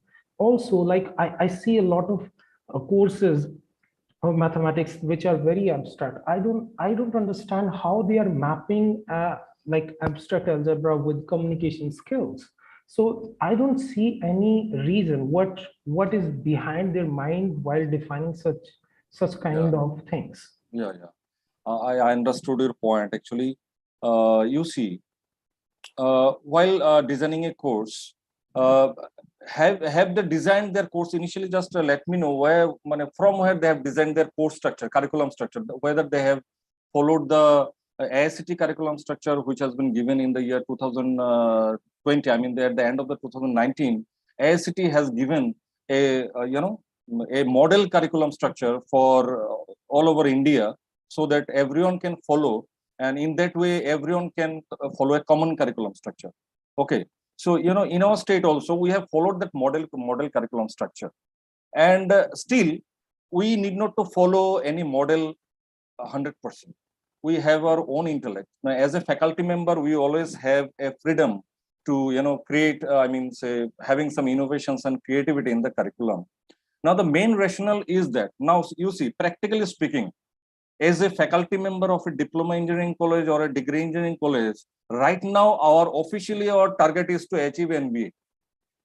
This is mandatory. This is becoming mandatory. Otherwise, no funding will be there from the government side, actually. And AICT will also will not be giving the approval in the coming years. Say after 2025 or something else, I don't think if any institution not having MBA will be getting the approval from the AICT. So it will be shut automatically. So our target is MBA. Now NBA has given us the rationale. For a diploma engineering institution, you have 7 POs. You have the targets of 7 POs. Now whatever course you will be designing, your COs, that means the course outcomes of any subject, that should relate to one of the POs actually. You need to map out. Now, if you map, some abstract algebra with some communication skill, that is absurd actually. If someone is doing that, they're doing wrong. So NB, they will not be getting the NBA actually. NBA team will be asking how you have mapped this thing with this one. You see, there are some action verbs in the CO. There will be some action verbs. Say analyze. After completing the course, a student can analyze this. Say I'm taking an example. Analyze this. So analyze is in the K3 level. That is in the Bloom's taxonomy. It is in the K3 level. Analyzing. Okay. Now, when you will map to the PO, now examination reforms has given you two things: performance indicator and the competencies. So first of all, you have to go for the performance indicators, whether this ability of analyzing this thing will make the student enable to analyze something in the performance indicator. So if they are able to do that, so then they will be attain or achieve that competence, and then they will be going to the PO. You right now you can't directly map PO with the COs. You must have to go to the performance indicators, and that is the fantastic thing of this examination reform policy, because now POs are being resolved widely. You can see a PO. Earlier there was a single statement. So lifelong learning, there was a single statement. What is lifelong learning? Now this has been resolved into 6 to 7. What I have shown, say there are 8 lines were there. So now it is very easy to connect. Now if someone just sit and for the sake of mapping, he just map, say water with iron. So it is absurd, So as a faculty member, you should use your intellect also, whether I'm doing the correct thing or not. Now nowadays, no one can escape out by doing some abstract things actually. If you do something wrong, you'll be questioned actually. Okay, we are accountable to the system. So if someone is doing something wrong, if you see that it is not coming under your intellect, you are not finding the rationale, you have the right to ask, because in that way you are thinking about the institution, because institution need to get NBA to survive. This is the question of survival of the institution. So you have the right to ask that, please explain to me that how you have mapped this thing with that thing. Just show me the performance indicators of the students and the competencies which the students will achieve through this. Then I will talk about PO. Before that, don't talk about PO. Okay. So this thing have to be done very precisely. Now we have to be a very good clerk also, very skilled clerks actually. With all our antennas on, we have to do clerical jobs very precisely actually. So that is the thing actually I can right now. Yeah, thank you, sir. That is really real. It makes sense. And sir, one more question is, like you mentioned multidisciplinary thing, and you give an example of your personal example as well. So sir, I'm wondering how do they interact? If we talk about your example, anthropology and physics, so are we are we talking about the interaction of two disciplines? Or there is one more word which is quite common, like people call about interdisciplinary. How these two terms are different? Actually, interdisciplinary and multidisciplinary is a little bit different. Say, if I talk about multidisciplinary, what would happen in class 11 or 12? Earlier, there was, I think you all already know it, that there was a sharp separation between science, arts, and commerce. Okay. So right now, there will be no sharp boundary. Actually, there will be cluster of courses actually. Out of this, student can select out. Okay, say suppose physics, maths, music. Suppose this has not came yet actually. This is framing. I mean, there are some bodies, regulatory bodies, who are framing this curriculum, and this is the most challenging part of framing a curriculum, having the multidisciplinary approach. Though in our ancient time, there was multidisciplinary approach in Nalanda Vishwavidyalaya, university. So their examples are also being taken up. Actually, right now I was attending a workshop where I saw that they are taking these examples also. Now, what will happen? You see, practically what will happen? Whenever a student will promote it to the class 11, they will see some cluster of groups of subjects. Say number of subjects. Say what I've given in physics, maths, music. Suppose say accountancy, whatever. These kind of groups. Say chemistry, then biology, then say sociology. Sort of thing. Now, how these things will be designed? These things will be designed depending on the local needs and the national needs actually, and the needs of the industry. there you can't do any abstract thing actually. That okay, मुझे लग रहा है कि ऐसा करने से हो जाएगा. नहीं, ऐसा नहीं होगा. That there is also a rationale actually. You have to see the market actually, and the market will decide. The demand will decide what you will provide to the students. So the bodies who are doing this work, they are already looking into this. And one more thing I have to take into consideration is the change in the time, in the change in the market actually. Due to this COVID, there is a wide change actually. NEP came in the 2020, and after that COVID came, and examination reforms came in 2018, and after 2 years the COVID came. Now due to the COVID, a lot of things have already been changed. So right now rethinking is also being going on, and suggestions they are collecting the suggestions again. I have already given some suggestions actually. So multidisciplinary means a student will belong to different disciplines. He will belong to the science discipline, he will belong to the arts discipline, he will be of different disciplines. Say, if I take an example of, say, Professor D. Broglie, have you heard about his name? He got Nobel Prize in physics, but he was a graduate in history actually. So actually, he initially graduated in history, and after that he took interest in mathematics and physics, and he got Nobel Prize in physics. So that is called multidisciplinary approach is something at times parents push their child to a particular discipline. Okay, तुम्हें science पढ़ना ही है, but students are interested in arts or something music. Now right now, if a student has been pushed or dragged to a particular branch forcefully by their parents, they will still have a chance to carry out their their hobbies. So someone like to have music, someone like to have drawing. Recent years or something recent past also, I used to hear from the students that I left dancing, I left singing, I left drawing because of the pressure of the classes, pressure of my studies. Now they'll be having carry out their hobbies with the curriculum. So that is the beauty of multidisciplinary. Thank you, sir. Sir, I have one question, sir. Yes, This is Madhu Gupta from Patna University. I want to ask one question. How can we relate these subjects while doing the research? Because we have to take promotions also.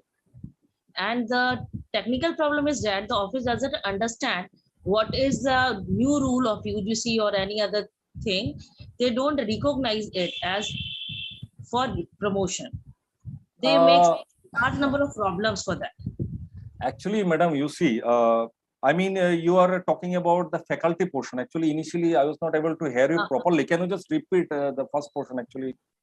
Due to technical Myself, glitch. Madhu Gupta, sir. Yeah, that I understood. Okay, Sir, what was I your want query? to ask that while we are working with multidisciplinary subjects, for example, chemistry teachers works for history, do they recognize that research work for promotion?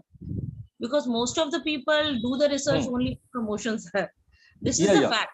Now you see, according to the present regulation, that I am also in now in the multidisciplinary thing. Actually, right now my recent paper has published on national education policy. This is nothing to do with the physics actually. So if your paper get published in SCI journals, UGC recognized journals, then obviously that will be counted during your case. I mean, career advancement scheme and promotions, that must be counted. Now, if local authority denies that, that is a separate issue. But in that case, you can, ask legally also that how they are denying your research work. Okay. So, and on the other part, say a faculty of chemistry need not to take the classes of history actually. But they can take the classes of history voluntarily. But they can do their research independently. That is a separate issue. Taking classes and doing research, two separate dimensions. Now, if you are a say faculty of chemistry, but you have published your paper in history, and it is in the SCA journal or UGC recognized journal, so you can obviously produce it in front of the board who can promote you actually, and they must have to consider that, because a UGC recognized journal, if they can consider a faculty from chemistry to write on history, then what the local bodies to deny that? Okay, so a journal recognized by UGC is accepting your work in history, though you are a faculty member of chemistry. So the local bodies need to accept. It is under the umbrella of the UGC. So there should not be any question. But if someone denies, you can ask legally also. Sir, one more question. Do the students who are now getting graduated by simple process without CBCS course, now CBCS will come this year to our university, do they have to face some problem earlier passed out students जो लोग पहले sir पास किए उनको भी problem हो सकती है CBCS की वजह से? नहीं, देखिए जो हो गया तो हो गया, उसे हम चेंज नहीं कर सकते. अभी प्रॉब्लम्स कहाँ पर है मैडम? प्रॉब्लम्स है जो actually student, the problem with the graduates is to get a job. That is the main thing ना, or for carrying out pursuing higher education. Now that will be decided.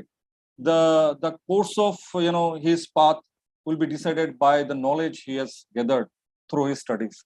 If he have the skills with him or her, they can easily find some path. They will not find any difficulties in their path. Actually, they have already passed out. But if अगर वो लोग ने कुछ सीखा ही नहीं तो unemployable group में रह जाएंगे. जो मैंने देखा है कि 54% तो अभी अनएम्प्लॉयबल है. लेकिन जो लोग एम्प्लॉयबल है उसमें भी प्रॉब्लम्स है, लेकिन स्किल्ड कितने हैं?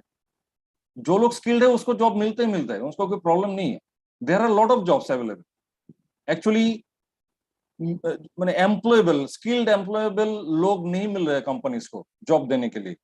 मेरे भी बहुत जानने पहचानने वाले जो लोग ढूंढ रहे हैं अच्छे ग्रेजुएट्स को, जिन्हें वो ऑफर कर सके, अच्छा मनी भी ऑफर कर रहे हैं, आई मीन सैलरी भी ऑफर करते हैं, लेकिन नहीं मिलता है. अच्छा कोई भी मिलता है तो 1 महीने के बाद गेट आउट, क्योंकि उनके पास वो स्किल ही नहीं है.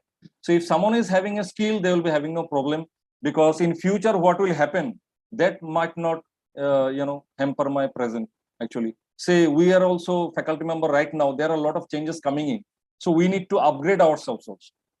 Now the students who have passed out this year, now from next year their new things will come up.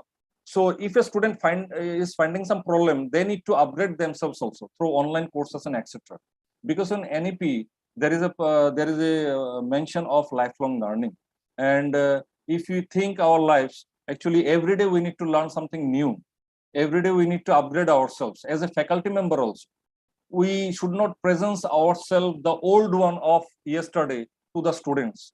In that way we will become dull in front of our students. We need to make ourselves new every day by upgrading ourselves, and in that way we can sustain in this world of competition. So if you learn something, a little bit of new thing every day, that will make us new every day. And this is the mantra of sustaining in this world of competition. So in that way only a student also can sustain in this world. Thank you, sir. Anyone, any question, please? Yes, sir. I do have a question. Sir, I have a question. Oh, okay. Ravinder Singh, you can ask. Yeah. Sir, we are in phase of implementing NEP.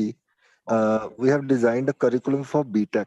So my question was that if we consider first year in BTech, if some student comes from 10th stream, how will he or she fit in that program? Or do I have to make some another syllabus or another parallel to that? 10th stream means are they taking in the lateral entry or something else? No, sir. Like there is, we say multiple input. Like we can offer a certificate of diploma and ITI. So how, if I have designed first year BTech syllabus, first year, how a 10th or 10th student can get a ITI or diploma certificate in that curriculum? Actually, you see, you are going through this implementation process.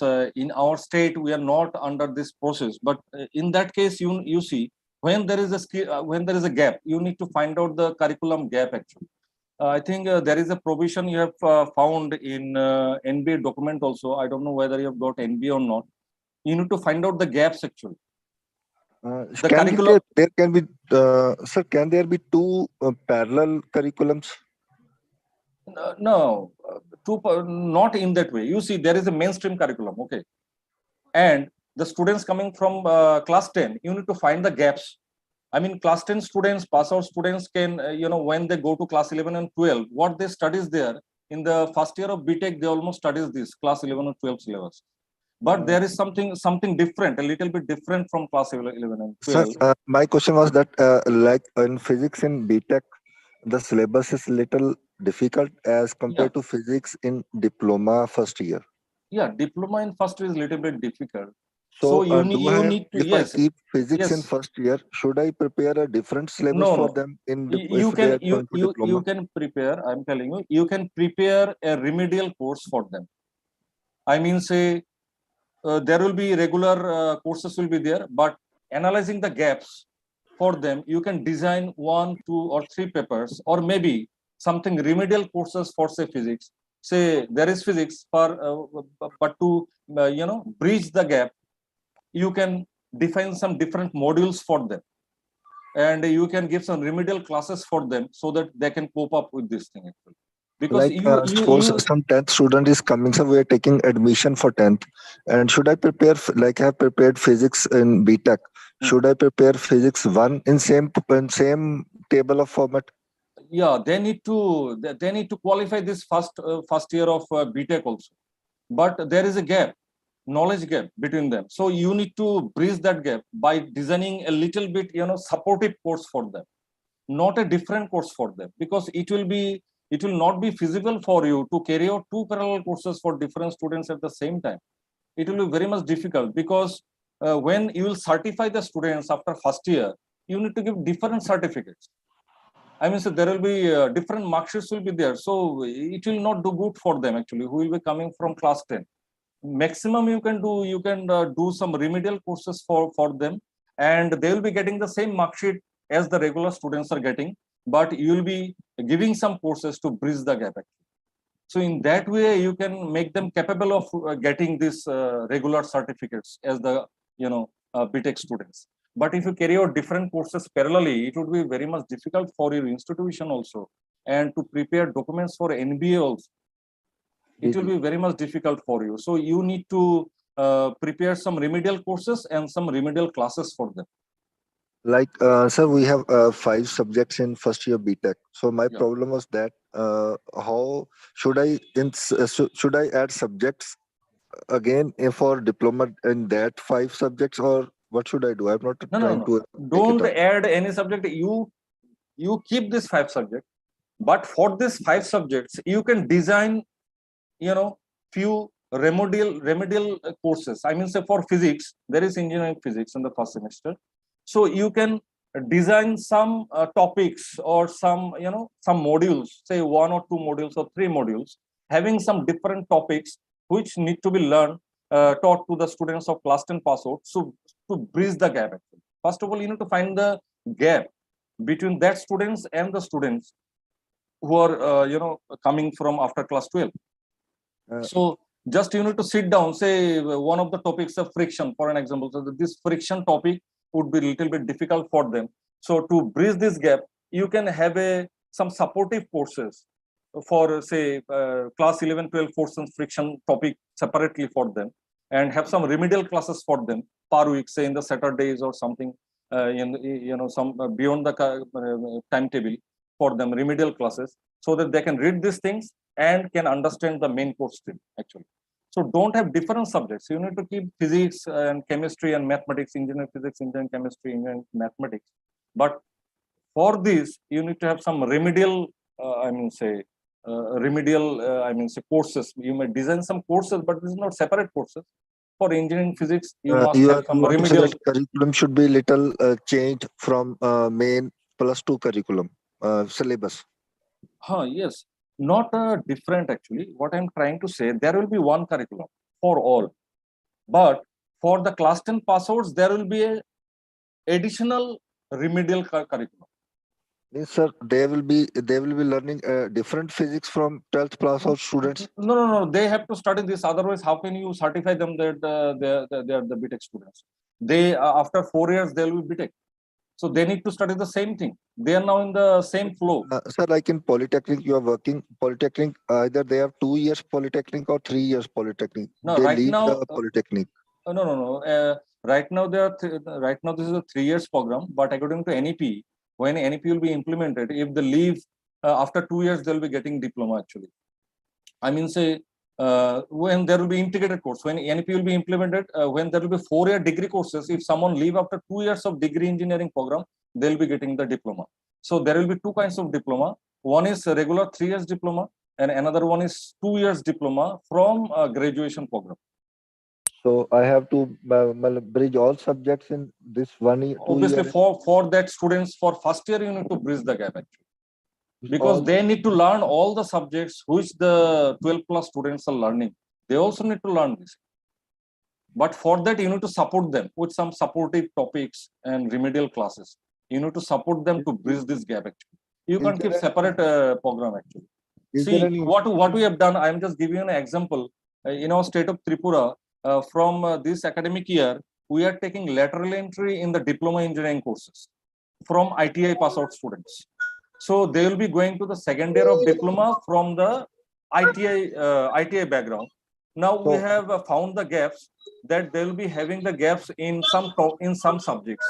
So what we have done, they will be learning all the regular subjects of the second year, which the other regular students will be learning. But for them, we have kept actually 2 subjects in the 3rd semester and 2 subjects in the 4th semester as bridge course subjects. These are named as lateral entry bridge course subjects to bridge the gaps. They need to pass the subjects mandatorily, but no credit will be given to them. Their credit will be solely due to the credit obtained from the regular courses. So you also can do this. You can do some bridge courses, which they need to qualify to bridge the gap, but you need not to give the credit for them. And then ITI student can go for diploma. Yes, they will be coming to the second year and they will be getting diploma after 2 years. And to bridge the gap of the first year, we have kept 2 subjects in the first semester and 2 subjects in the second year after analyzing all the gaps. So they need to pass these 4 subjects in this second year actually. Otherwise, they'll not be given diploma. Sir, is this available on Tripura, any college website of Tripura? Yeah, you can go to our Women's Polytechnic website, wptripura.nic.in. Here you can find this subject. They have a curriculum of this diploma linked with ITI, right? Yeah. You can find the LBC. You'll find the written as LBC1, LBC2. Sort of. And sir, another question is, what about ITI certificate? Means somebody comes with 10th, he does only 1 year and he leaves. So how will we give him ITI certificate then? This is from ITI background. I am not concerned about this very much. After passing out class 8, they can enter into ITI, I think, suppose. And then after that, they need to complete a course of 2 years or 3 years to get the ITI certificate. Now, when they are passing, taking admission into ITI after passing 10, so they are taking that, they have already taken the skill of first and second year of ITI. So in that way, they have conceptualized, might be. I am not totally aware of that, this fact, that how passing 10 can be, can be an equivalent of the skills which the students are getting from hands-on training. Yeah, because when we do 10th fitter, Sorry, I'm not able to hear you.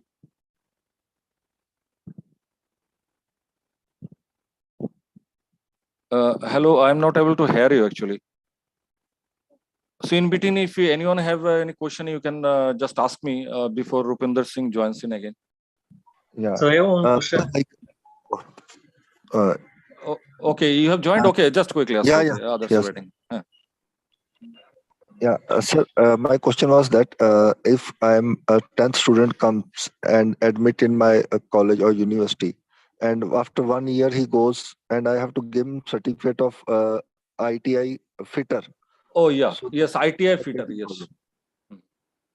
Okay, I got the question. Actually, this is the national education policy says that, as I said earlier, that if someone drops out in the 4th year of the degree engineering, he will be recognized as 12 pass only.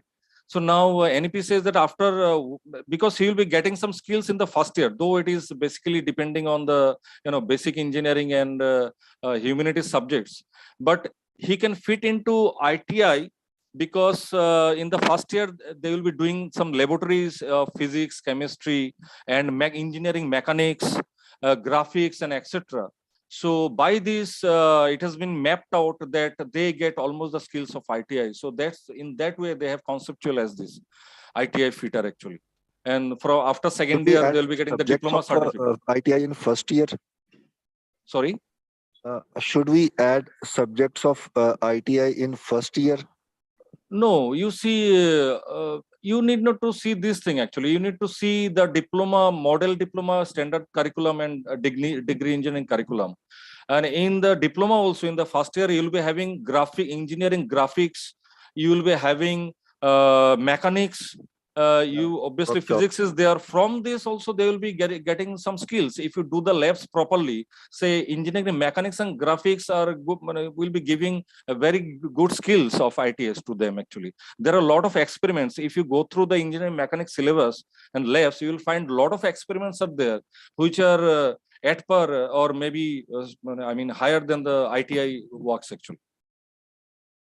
So you need not to modify your syllabus by eyeing this thing that we have to give ITI fitted certificate. You go with the traditional and the model diploma and degree curriculum structure. Okay. Okay. And means if somebody comes for admission after 10th and if they go for 1 year, so should I mention which type of ITI would it be, or just general ITI? No, this instruction has not come yet actually. The regulatory bodies, I don't know whether in your state this regulation has came into effect. In Karnataka, Madhya Pradesh, they have implemented NPA, but not in every sector, in parts actually. So while implementing NPA, you just need to contact with these 3 states, some personals of these states actually, how they have implemented, whether they have implemented. I was wondering if somebody is there who can help me out with this. Yeah, if someone is here, they can help you out because this will be state specific. Maybe there is something state specific because the skills you will be recognizing him, that should be that should be helpful for him actually. Say in your state there is no shop for carpentry, say for an example, and you have given him the certificate of carpentry. But I'm just giving an example. So this will do no good for him. Yeah, so you need to align these things with your local needs also. So you need to talk with the regulatory bodies also. Okay, so if anyone else, actually someone is trying to ask me, I think. I have one question.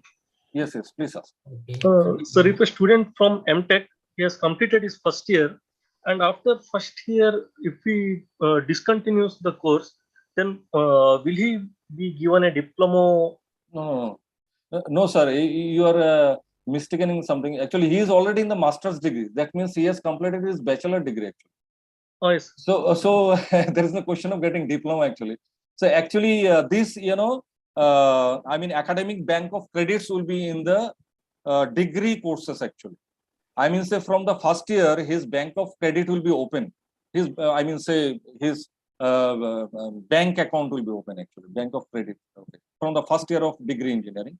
So there are 4 years. So after 1 year he drops out, then in the bank he will be getting some credits and he will be given the certificate of ITI fitter.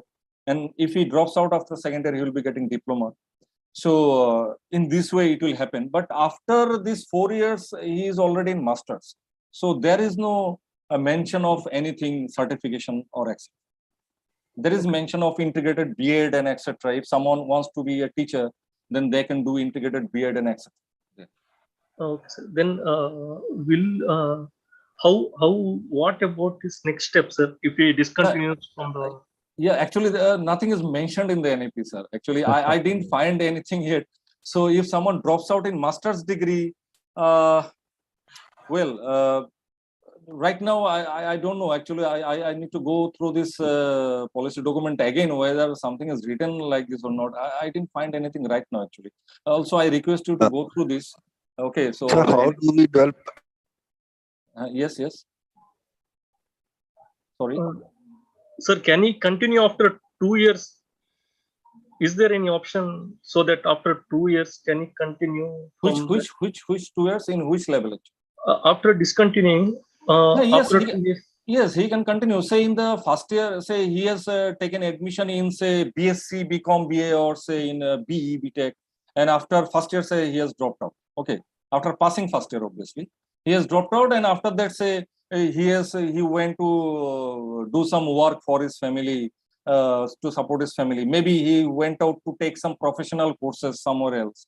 So if he comes back again, he can rejoin actually. With the same credit, these credits will be carried with his next course of action. Actually. Okay, sir. Then second year, can he join? Yes, in the after second year, yes. After second year, he will be getting diploma. But say after this discontinuation, he will be coming back and he can continue for his degree. Actually. Okay. Does this apply for only for BE, sir, or also for MTech? Only no MTech. You see, there is a mention of this bank of credits in MTech. Actually, there is a mention of bank of credit in graduation. Actually, in 4-year graduation, and actually NEP has addressed the higher education portion. I mean, say in MTech levels or something, say polytechnics levels, a very little actually. So for if say in the 4th year of graduation, if someone starts starts research also, so they need to do another 1 year for getting master degree. So within 5 years they can do integrated master degree, and after that they can go for teaching actually. So there are some provisions like this, but nowhere it is mentioned that if in the first year if he discontinued in master's degree, what will be his fate actually. I need to look into it whether something is mentioned about this or not. Right now, I don't think something is mentioned regarding this. Thank you, sir. Anyone else? Please, any question? I think it's really a good session. So, okay. Yeah, I think it's. I think it's almost 9 p.m. already. Yeah, it's almost end. So we can conclude today's session here, I think. So, and everyone will get again question is I'm telling Thursday also that you will get MCQ based questions on the last day. So no need to ask every day, sir, where is the feedback or the feedback form? Actually, I will give it in the last day and you just fill up this Google form and you will get, will receive this as a feedback form. Okay. So, and that questionnaires will be from all the 5 sessions. Today is our 2nd session. So tomorrow again join at the same time with the same link. So thank you, Dr. Pusha. Thank you very much. It's really a very good presentation. And I hope everyone enjoyed it a lot. So again, thank you. And thank you everyone for attending this FDP program. And good night. See you tomorrow. Yeah. Thank you. Good night, sir. Good night. Good night, sir. Good night.